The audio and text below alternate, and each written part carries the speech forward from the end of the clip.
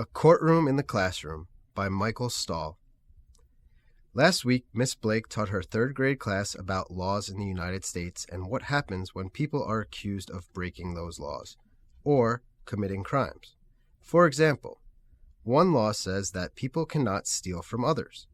If a person is accused of stealing, the accused person may enter a criminal trial. This is when people determine if the accused person is guilty or not guilty, based on evidence. Trials take place in courtrooms, and Miss Blake wanted to show her third grade class what it's like inside a courtroom of the United States. So she decided to stage a role play of a criminal trial. There are many different people in the courtroom during a criminal trial. All of them have different but important jobs or roles. Miss Blake put her students' names inside a hat. Next to the hat, she had a list of the different people who participate in a trial. As she went down the list of courtroom jobs, she picked a student's name out of the hat.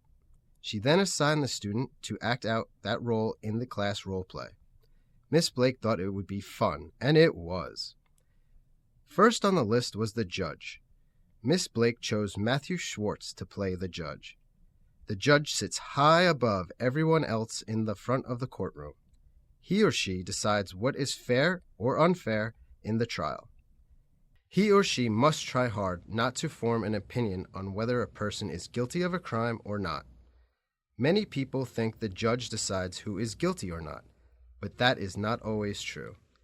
In some cases, called bench trials, the judge decides the outcome of the trial.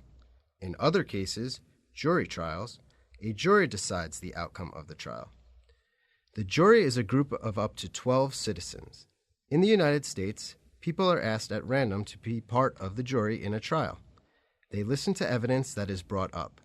In a criminal trial, this evidence can suggest the person accused of a crime is either guilty or innocent. The jury has to listen to all of it.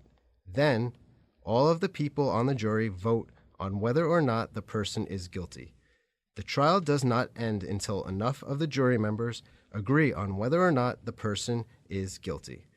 Miss Blake chose 12 boys and girls to play the jury, and all of them were excited to listen to the evidence from the two lawyers.